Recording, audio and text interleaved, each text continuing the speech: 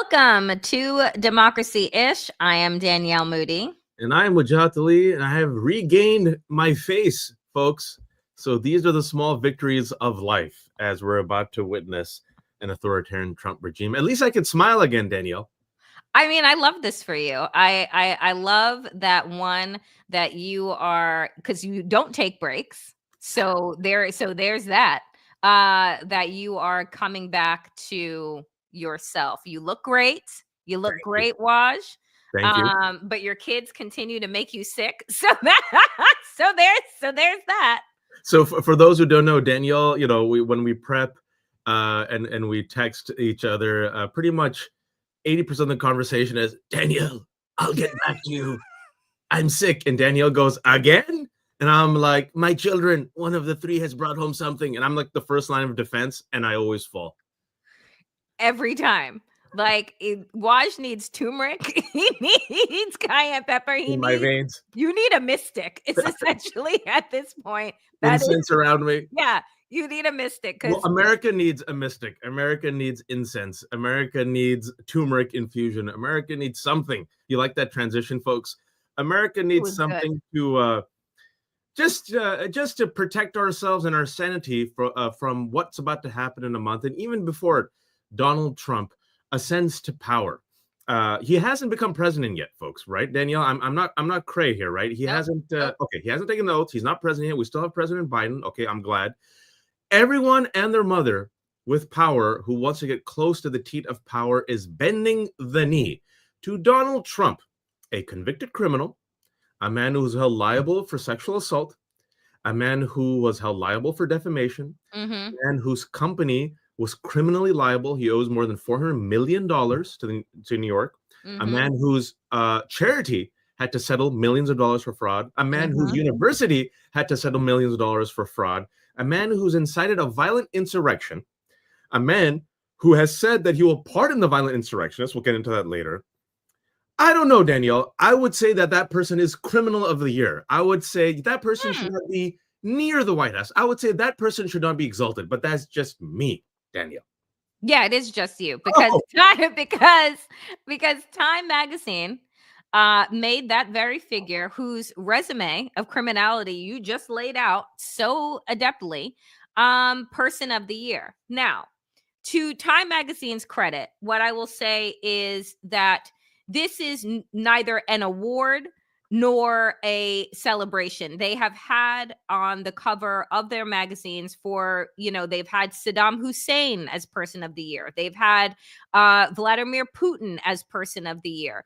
And they have the guy, Danielle, in the 1930s, they have the guy that Donald loves quoting. Hitler. So the person of the year, while we would like it to be a person who has done good, that has offered that has been of service, right? That has done something exceptional. That's not what Time Magazine does. And so Donald Trump now can remove his fake portrait that he had up at Mar-a-Lago. And just a reminder, he was person of the year back in 2016 when he won the election. Then that came following 2015, where he said that Time Magazine was like a bullshit rag of a magazine. And then he gets, the accolades of person of the year in 2016. Well, Danielle, you went over it, and I'm so glad you brought it up because it's a deep cut. I just want to stress what you reminded people is that he had a fake Photoshop Time person of the year of himself, and he lied about it. And people are like, you were never Time person. What?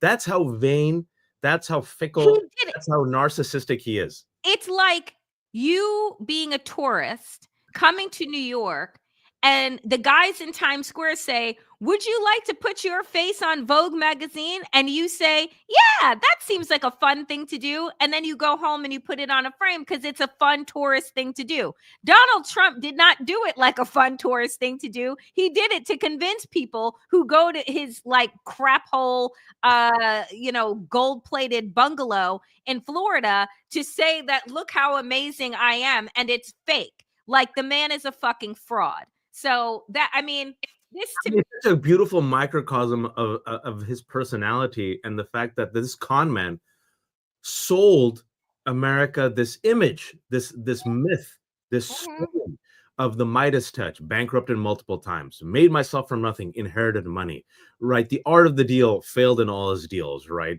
The Apprentice, you're fired. All the producers said, speaking about crap hole, that they went to when they went to Trump Towers, it was a crap hole, and they had to spend money to make it look nice, right? correct. And if it wasn't for the bullshit of The Apprentice, the story, the narrative, the myth that he sold with the complicity of media, he would never have become president, Danielle. But so Waj, what does this tell us? This tells us that story, narrative, right, is more important than anything else. Right. I agree. And where we continue to find ourselves with Democrats is their failure at being able to sell a story and a narrative that America wants, that America will consume. Right? Everything about Donald Trump was smoke and mirrors, but gave you everything that you wanted. It gave you scandal and divorce and wealth and power and prestige, right? It gave you everything. And so you could let your imagination run wild. And this is what people have been hanging on to for the past 20, 30, 40 plus years of Donald Trump being, right, the person that rappers would rap about, right? Like Trump and Trump Tower, blah, blah, blah, blah, blah, right? Like he was pop culture and was able to finesse that because of the story, the smoke and mirrors that were around him. This is why we have to understand and figure out what is the new narrative that America can buy into, because Donald Trump has sold them a bag of goods and they keep eating the shit, even though he told them that it's shit. And they're like, please, sir, can I have some more?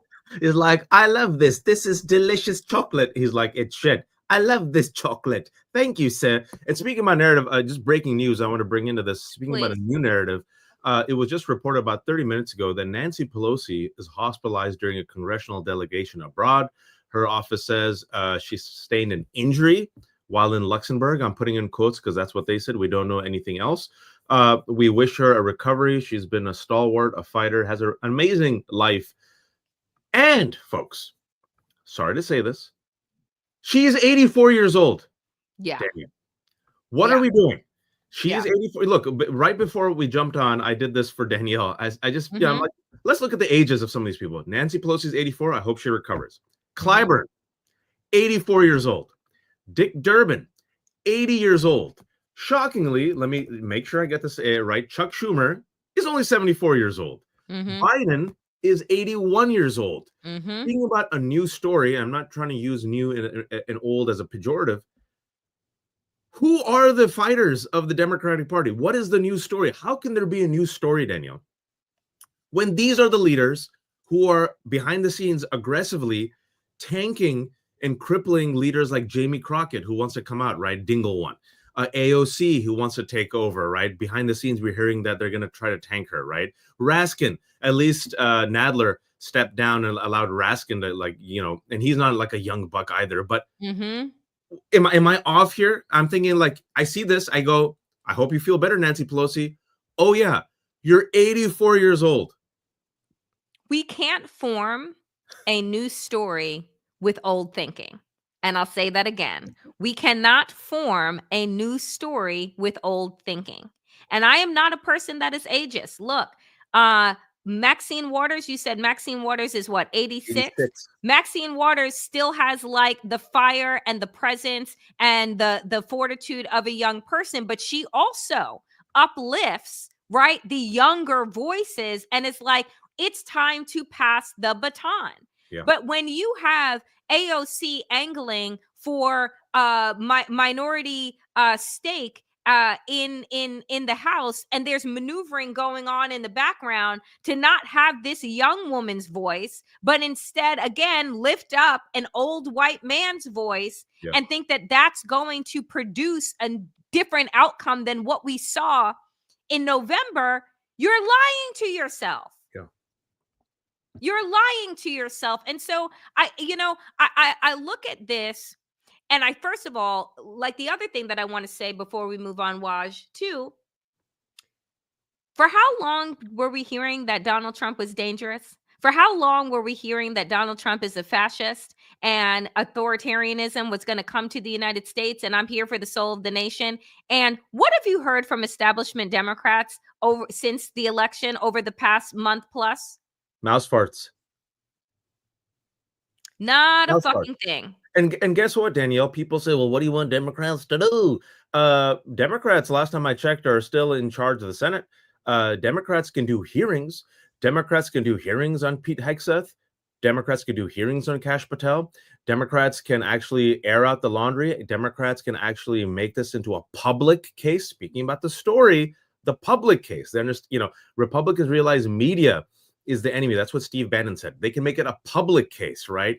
Literally confront, but do a full court press against Republicans. Why are you appointing a thoroughly unqualified man who yelled "kill all Muslims," who is allegedly an alcoholic, whose own Fox employees are worried about his alcoholism, allegedly, who has been removed from nonprofits for allegations of sexual and financial impropriety, who has given money to a woman he allegedly abused, who has signed an NDA, who has written a book called American Crusade, where he says some of the most extreme shit on earth, has white Christian nationalist tattoos that were so terrifying to his colleague in the National Guard that he reported him as an insider threat.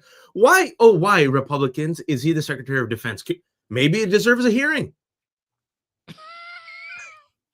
I just, but again, it is this ineptitude.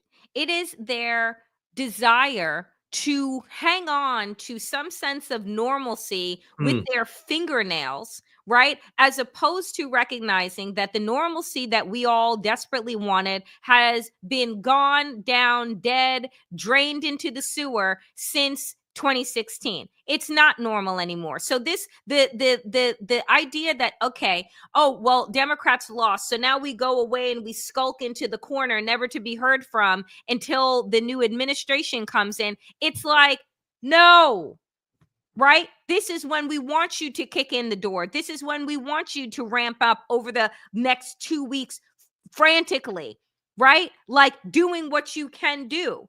But instead, no, we get selfies in the White House. We get welcome back from Joe Biden to Donald Trump. We get Christmas parties, right? We get bullshit.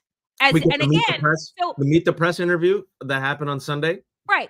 So what is the American public supposed to take from the Democrats that told us this man is the most dangerous thing, the most dangerous person? These people are the most dangerous people, and you say nothing. Well, not only do you say nothing, that what happens is you bend the knee, and you bend both knees, and you kiss both butt cheeks, right? It's like, that's what I would say. Donald Trump says, just kiss my foot, and America's like, can we kiss your ass? He goes, I didn't say kiss my ass, I said kiss my foot. They're like, we want to kiss your ass. And case in point, let's look at these examples of every institution bending the knee. We just found out news, I believe it was yesterday, every day feels like 2 weeks. Christopher Wray, head of the FBI. Yes. He has a 10-year term, folks. He doesn't need to resign. He could have stayed in. He could have, forced Donald Trump to fire him. Donald Trump basically fired the first FBI director, was the first president to do so, and said, listen, I'm going to resist. I'm going to do my job. I'm going to serve out my 10-year term. But he says, nah, I'm going to resign. We also saw Morning Joe media already bending the knee. Literally, Joe and Mika went to Mar-a-Lago on their own, bent the knee, bent both knees, kissed his ass, and since then have changed their coverage, chided their own viewers who are fleeing them like rats on a sinking ship, and then apologized to Fox News for what I just said, because David Frum came in and talked about, Pete Hegseth's alcohol allegations, and then they apologized to Fox. Well, then you have Time Magazine, of course, doing its job. I'm glad you gave it the context, but now he's the Person of the Year. And then you also found out, as of yesterday, Meta and Bezos of Washington Post have decided, out of the benevolence of their own heart, to donate $1 million to Donald Trump's inauguration. I saw that. And I don't know, something inside me was just like, did it break? Did something inside you snap? Just something inside me was like, it's good to be. It's like that Mel Brooks line from History of the World. It's good to be the king.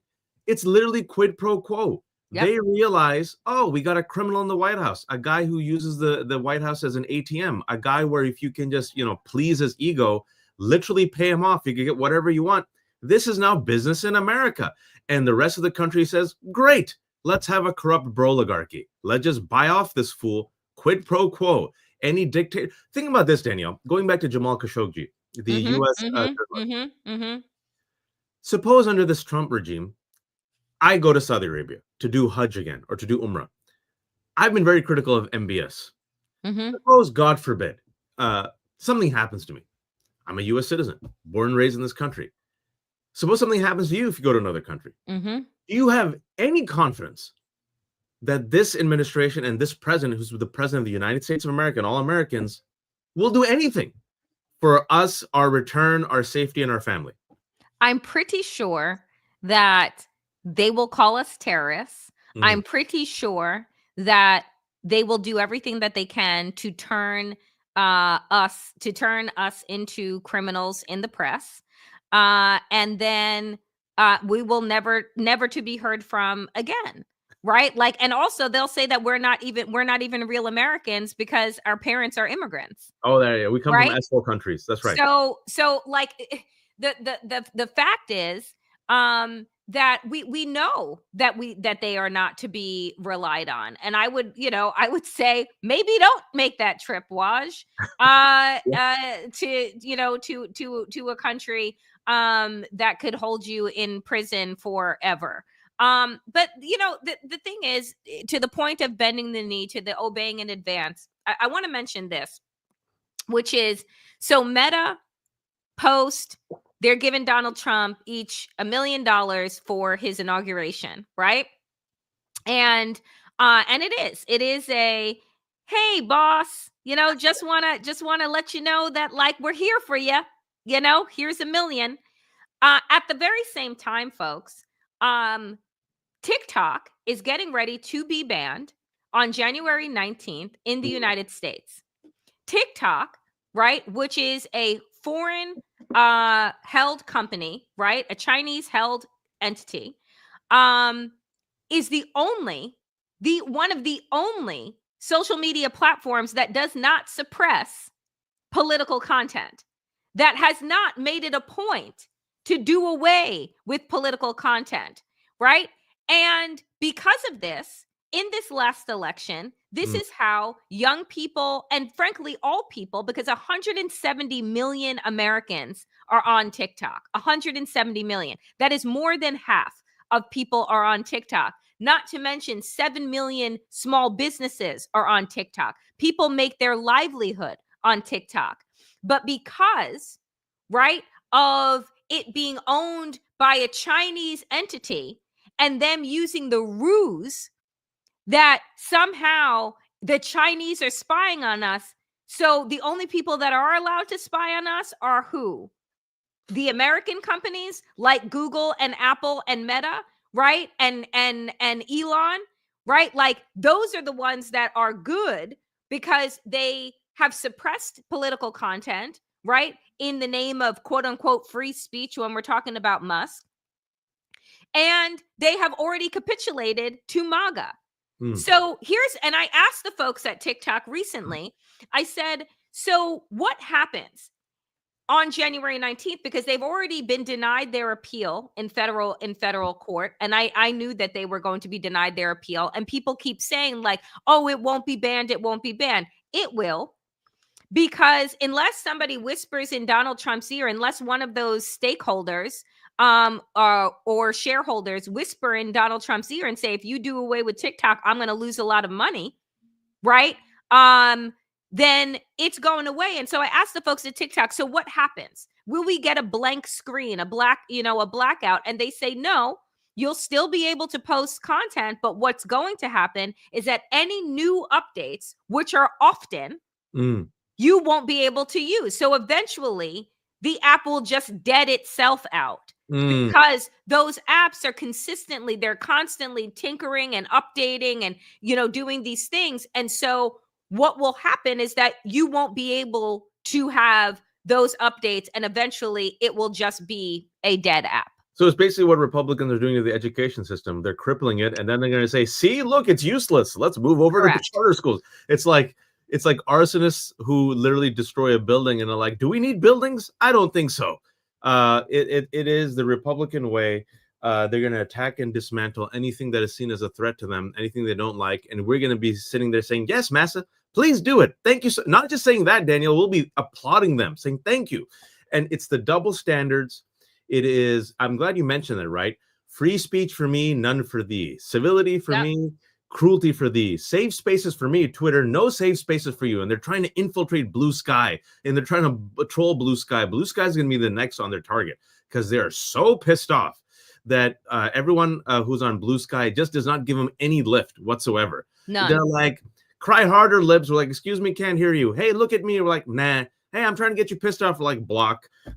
And at the same time, they want criminality for themselves, an excuse to be violent, an excuse to be cruel without accountability. And folks, that's nothing new in America, right? I want to remind people, because what we're going to talk about for the rest of this conversation is, and I'm very curious, Danielle, something I've been thinking about. Who gets to be a vigilante? Who doesn't? Who gets to be a criminal? Who doesn't? Who gets to be violent? Who doesn't?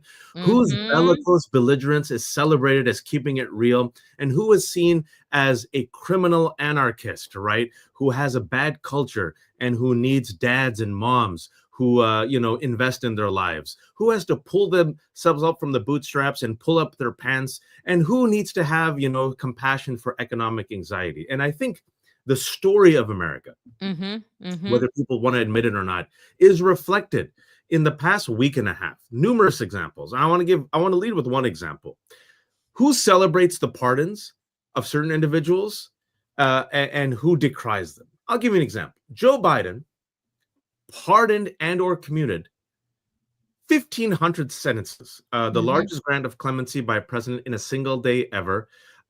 First to pardon those convicted of simple marijuana possession and former service members convicted of violating the military's formal laws against homosexual conduct. The commutations were for nonviolent acts. The United States of America imprisons more people than any country on earth. We incarcerate 2 million people. The United States has a population of about 340 million.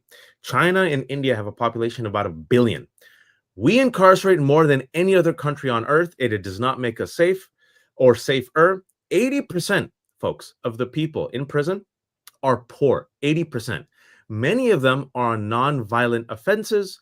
Many of them are on drug offenses. And meanwhile, you got rich folks in the Bay Area, my former hometown, making millions of dollars selling marijuana. And everyone said, how dare he pardon Hunter Biden? How dare Joe Biden pardon criminals? Oh my God, he's weak. He's weak. And then, as we mentioned last week on this show, Danielle and I said, y'all are losing your mind over the Hunter Biden pardon, which we talked about was a bullshit 4-year cruel witch hunt. All they found him guilty was on possession of a gun. No one gets investigated on that. It would set a terrible precedent. And then on tax, which he tried to pay back, and they got him on that.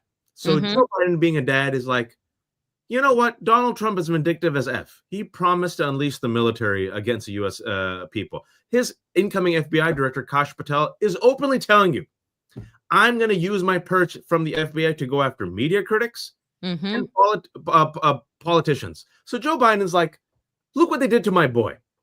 I'm going to go ahead and pardon him. I probably would have done the same thing. He pardons these people. I hope he keeps pardoning.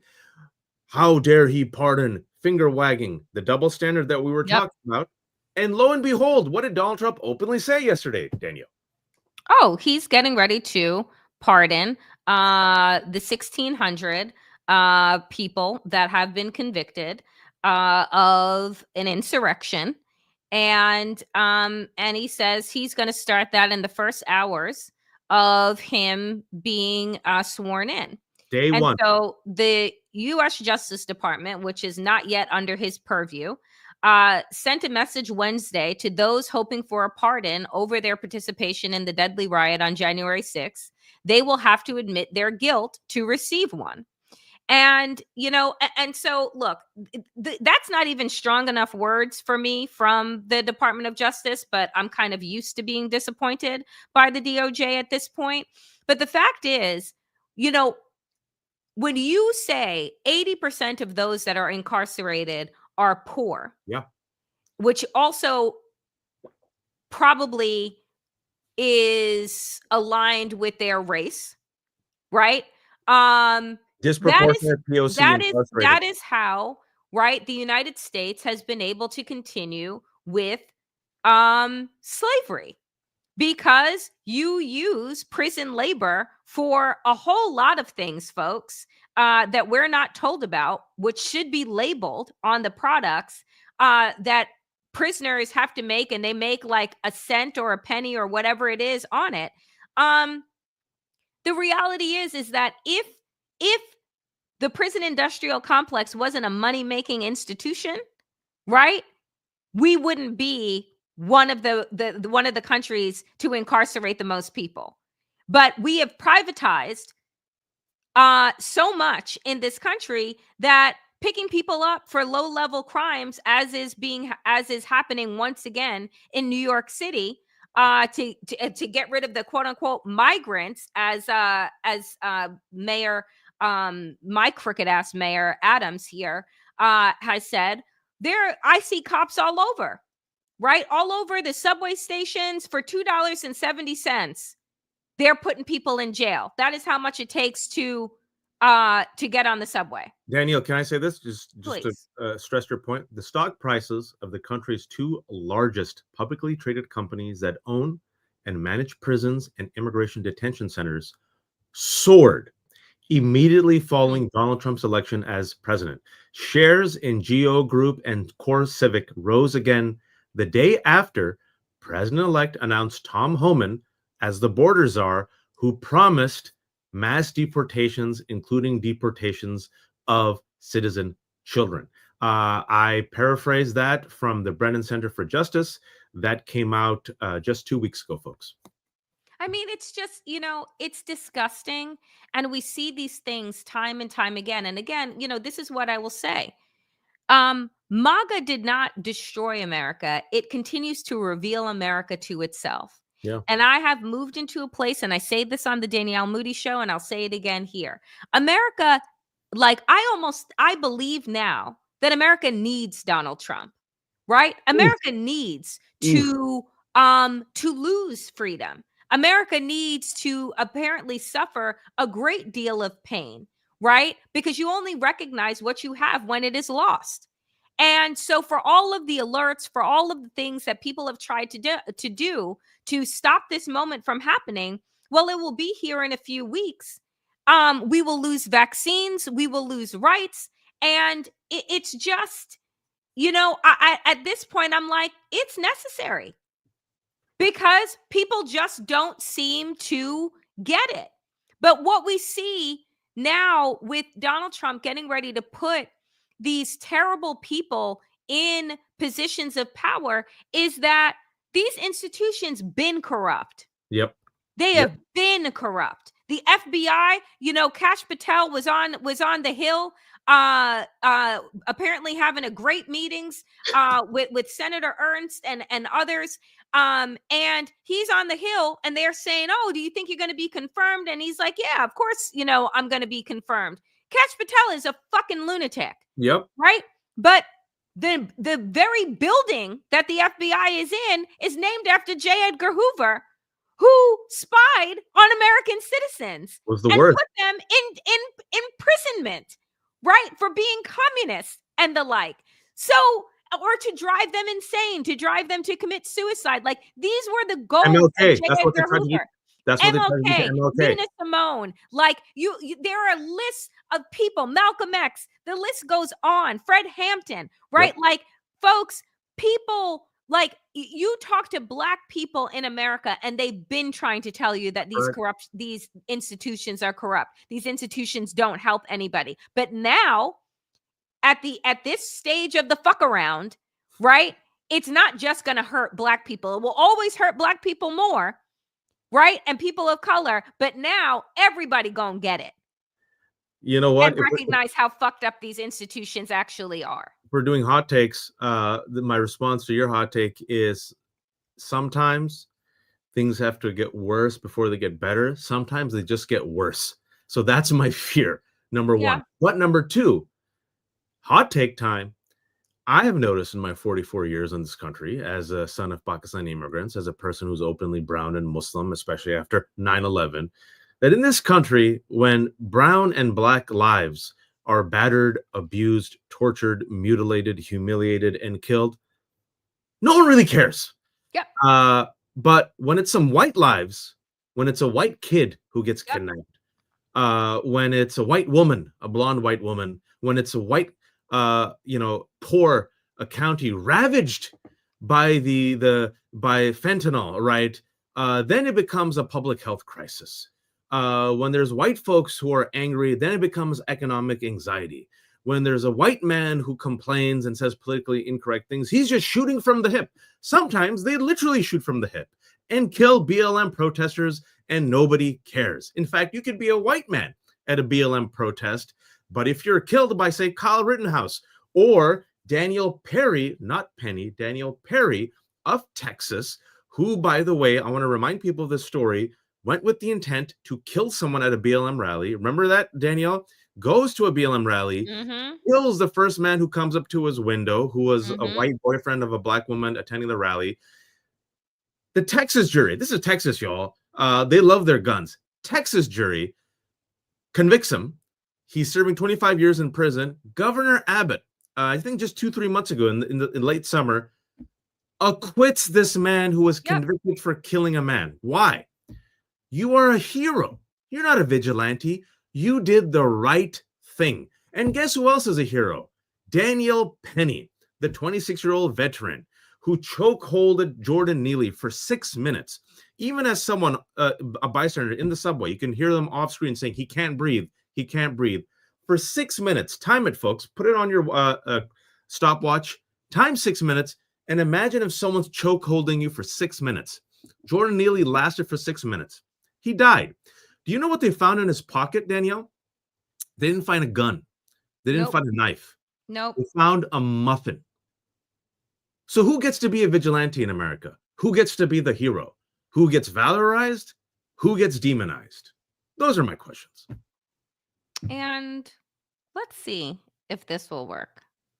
Proud for Kyle Rittenhouse. Murder, assassination, vigilantism.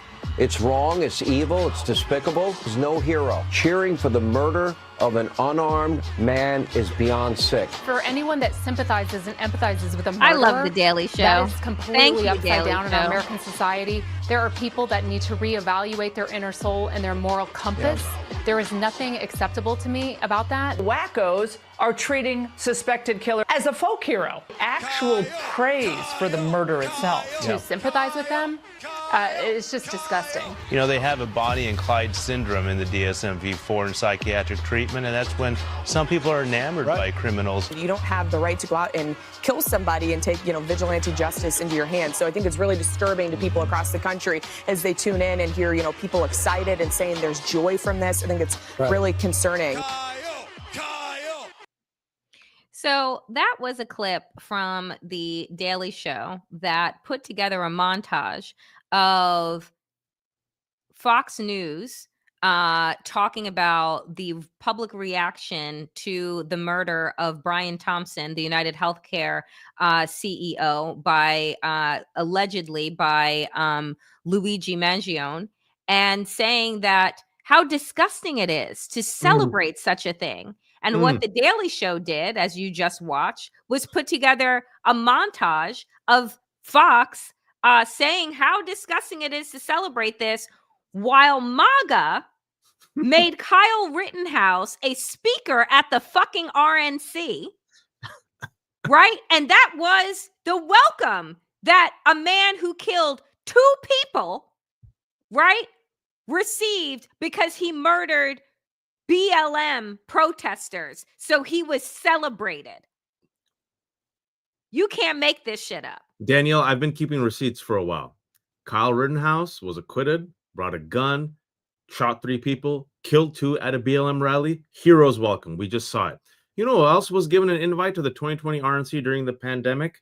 The McCloskeys. Oh, the McCloskeys. Why the McCloskeys? White, suburban, upper middle class, broke Bonnie and Clyde. While a peaceful rally literally was just walking by like freaks. They came out with guns, misdemeanor for illegally brandishing guns.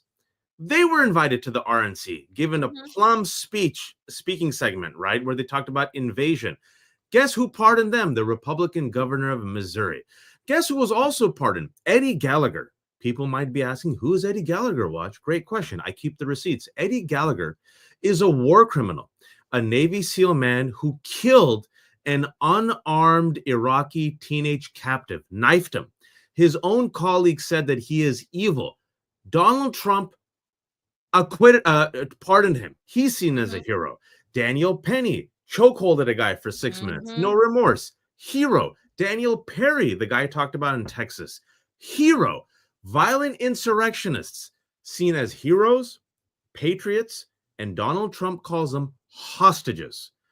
Then let's look at Jordan Neely. How has he been described, Danielle Moodie? And for those who don't know who Jordan Neely is, he is the black man who is dead now, who was found with a muffin in his pocket, who, facts matter, threw down his jacket at the subway, was yelling and cursing, said he didn't care if he lived or died, did not touch a single person.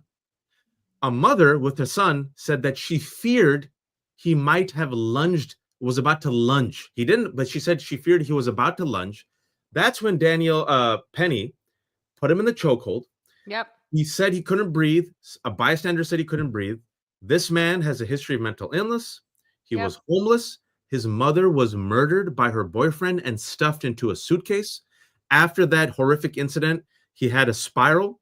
He was a Michael Jackson performer. And this man, if he was white, Danielle, did everything that I just said, all facts the same. Do you think he'd still be alive? Yes, we know that he would still be alive. And the fact is that Jordan Neely was failed by our healthcare system, right? The very healthcare system that Brian Thompson represents. And the fact that we see, right?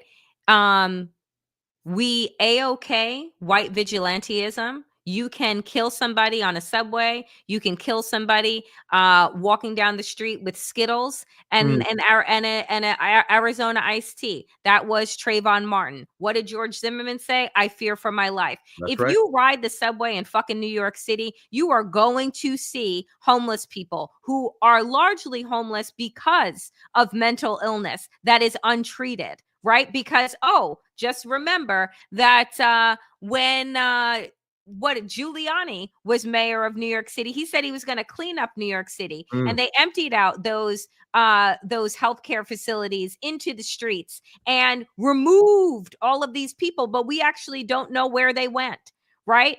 And so the fact is, Giuliani, Times Person of the Year, 2001. Right. It makes me sick because to live in these United States, folks, and to be black is to play Russian roulette every single day of your life.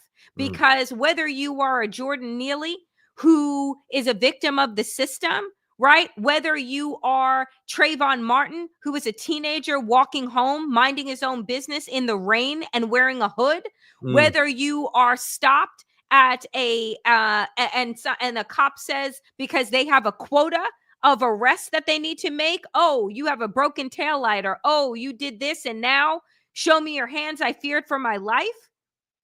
Folks, it's truly fucking sick and nauseating. And we continue to give these people, these white vigilantes, a pass. That's right. Daniel Penny, he is nobody's hero.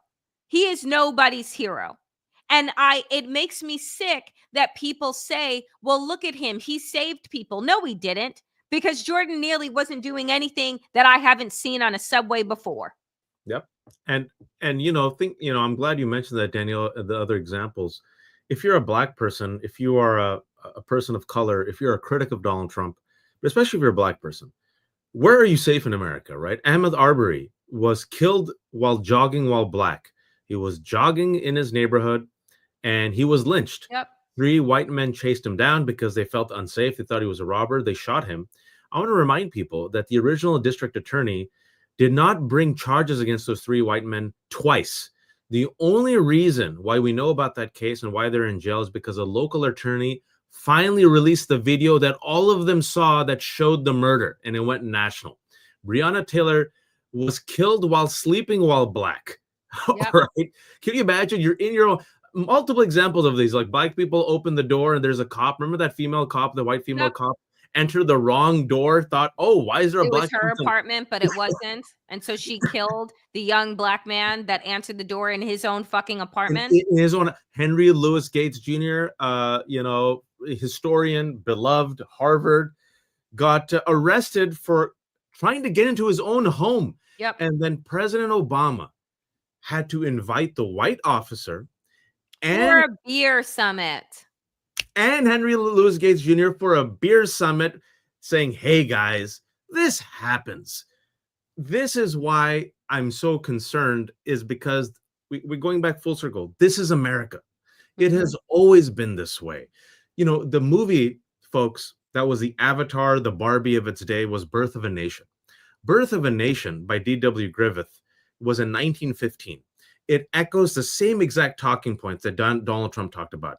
Invasion. White people are being replaced. Oh, look what Reconstruction did. The blacks are going to get up and replace and weaken the white race. Oh, they're going to go after white women. And so we have to engage in vigilante justice. And then we have to ride our horses and, like the Knights Templar of the past, put on our hoods and become what? Part of the KKK, to cleanse our land and to protect our women. That movie, Birth of a Nation, in 1915, was the avatar of its day. Woodrow Wilson had screenings of it in the White House. That movie, speaking about stories, Danielle, that movie inspired the resurrection of the KKK and lynching against black folks. Emmett Till, 1955, teenager, 14 years old, visiting in Memphis. The mistake that he made, allegedly, was whistling at a white woman. That white woman later said that she lied about it. I hope she burns in hell. And this is a nice... No, she was able to live a nice, long life. But guess what happened to Emmett Till?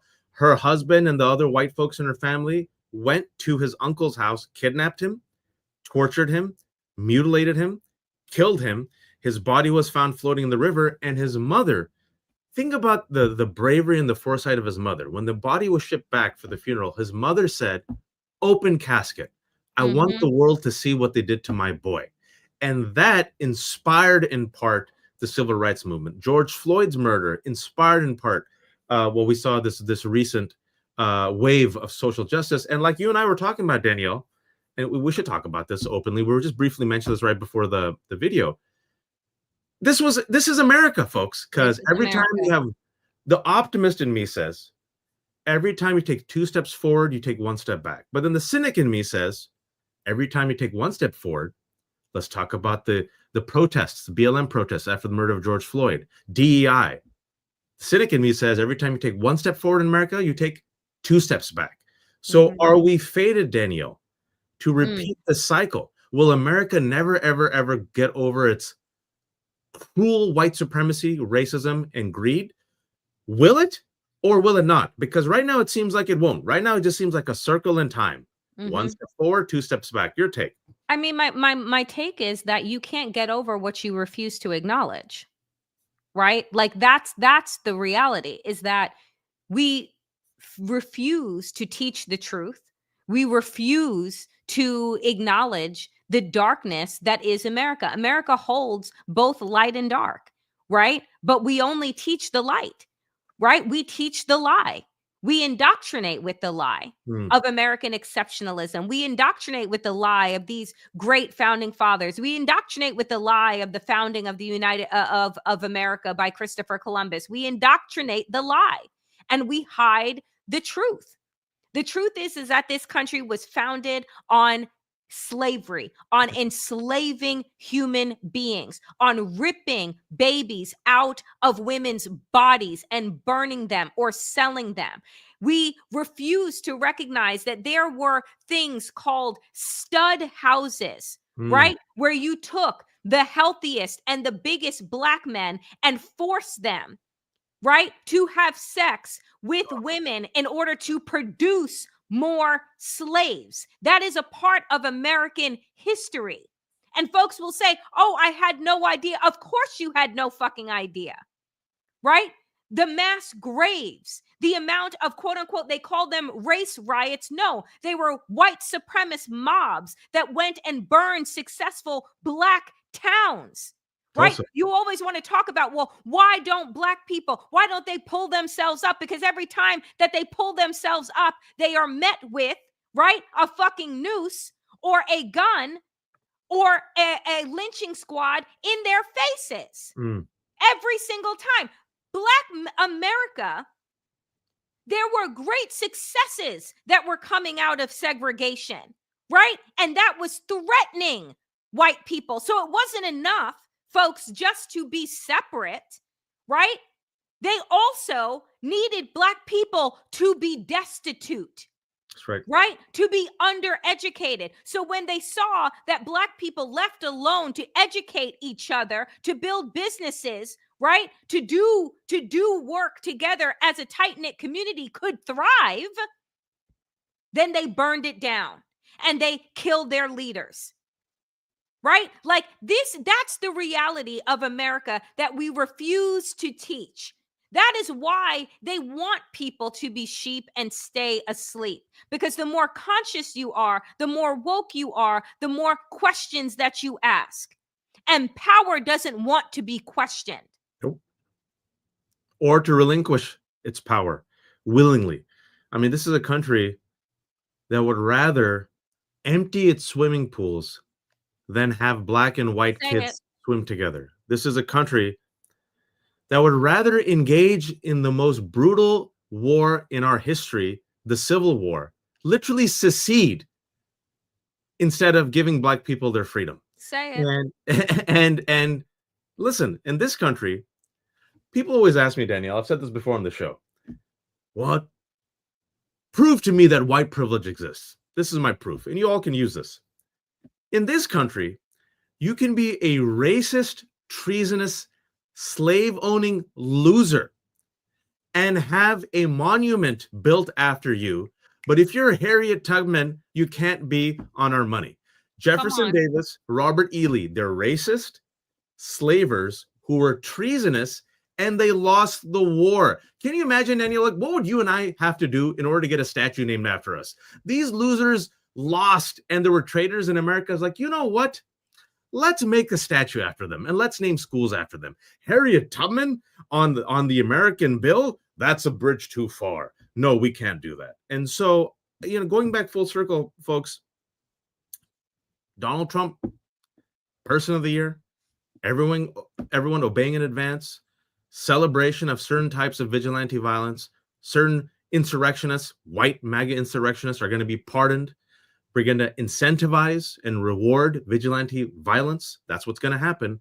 That violence is going to be against us, people of color, people, especially Black people, brown people, Asians, Latinos, and also if you're white, you're not going to get away. Mike Pence was thrown to the wolves, folks. If you're white listening to this, you're also included. You're always included. And also, I want to remind folks that there was a white man, 2 white people were killed by Kyle Rittenhouse. White MAGA didn't care. They called them race traitors. There was a white man killed by Daniel Perry in Texas. MAGA didn't care. They called him a race traitor. When white folks were killed with Black folks trying to help them in the South during civil rights, they were killed by white people who saw them as race traitors. So you're in it with us if you're on the side of justice and equity and accountability, which is why it will require a full court press against what we will see in the next month, which is the rise of an authoritarian oligarchy. All I can ask you to do is do not bend the knee in advance. All right? We have limited time on earth. I am not God. I do not know what's going to happen in the future. I cannot control 8 billion people. I can only control my intentions and my actions. I refuse, with whatever time I have left in my life, with whatever powers I have left in my life, to ever bend the knee to an authoritarian, to a king, to a queen, or to give my loyalty to a tyrant. I will, inshallah, always use my powers to speak against it, and I hope my moral compass is aligned straight and right. I'm a Muslim. I hope it points towards righteousness, towards a godly path, and hopefully, inshallah, I can use whatever small powers that I have, whatever powers that Danielle's have, to uplift those who deserve uplifting, to ensure that we actually build this America for our children so that they too can be the co-protagonists, come on, heroes of this story. I didn't mean to preach, but I got into amen. I'm fine to attend the Church of Ali. I am good on that because it's the truth. Folks, as we close out the show today, we are, each of us, right, are in this moment being asked to show up, being asked, like, who do we want to be? Right? How do we want to be remembered? You do not need a show. Each of us have social media platforms, has friends, has family, have colleagues that we can be in conversation with, that we can build community with. And it's not up to other people to build the kind of society that you want to live in. It is up to you. What does that mean to you? What skin are you willing to put into the game? Right? Because you cannot hide behind your whiteness. You cannot hide behind your maleness, right? Because they will come for everyone. Right. And I would rather die as a resistor, right? Having spoken truth to power than to bend the knee and to live a life in mental slavery. Shout out to Bob Marley. Like, I would rather do that. And so we have choices to make, right? You can either live a quiet, dim, right, life of compliance and complicity, or you can live in light and live in the truth. Right. And that looks like, and I will close out by saying that looks like all of you and what you've been doing, which is showing up here, which is supporting independent media and independent voices that are doing this work, not because we are getting paid, because we are not, but because we have truth to tell, because we want to wake up people, right, to create community so that we see power in numbers and that we are not alone.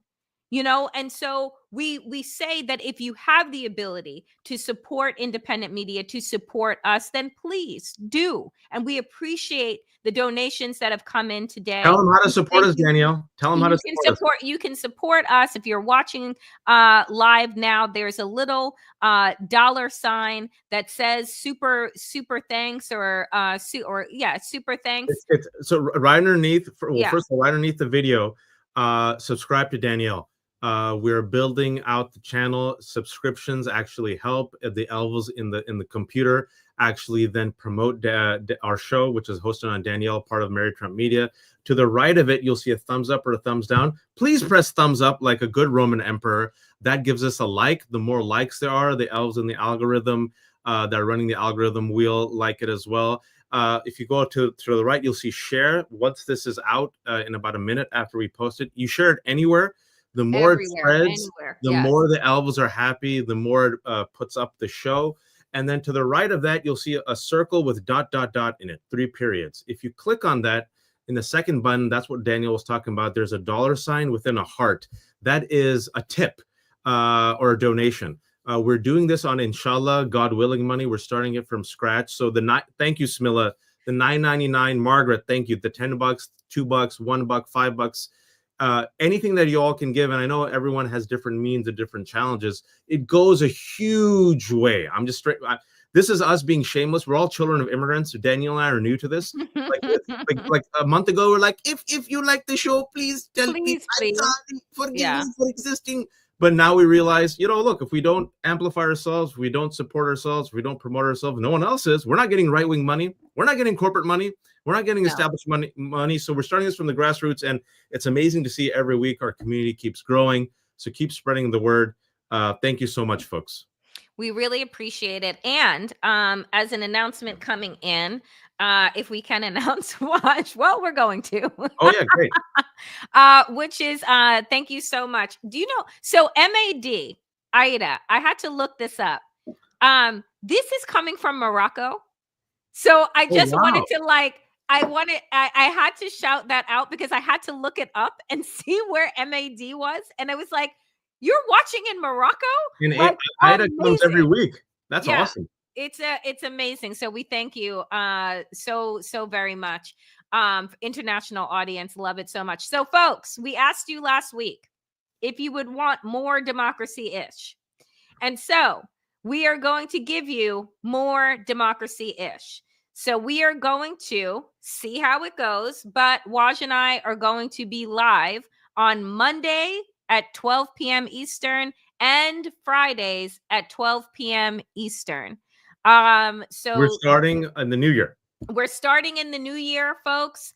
And we are excited about it. So when we hit the new year in January, we will be going live twice a week, Mondays, 12 p.m. Eastern, and Fridays, 12 p.m. Eastern. So we appreciate all of the kudos. Oh, the UK is in the house. And we appreciate y'all so much. And that's why we're going to keep doing this. We thank you for your donations. We thank you for the likes and the subscribes and the sharing. We keep growing. And my last push, folks, I'm trying to get my channel to 10,000 subscribers. Aren't you there yet? End of the year.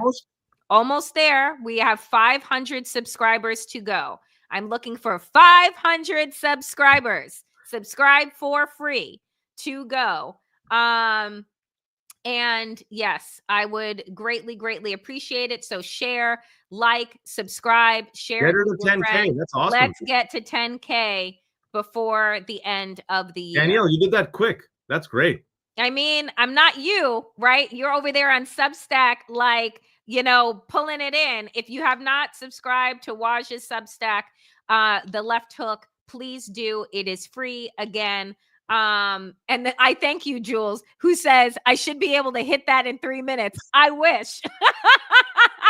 We ain't there yet, but please do. I'm looking for 500 subscribers. Share it with your friends. If you are watching this, like, subscribe. It is free and it helps grow this community. So that is it for us today, dear friends, on Democracy-ish. I am Danielle Moodie. And I'm Wajahat. And we will be back next week, dear friends, if in fact, we have a country left. Inshallah. Inshallah.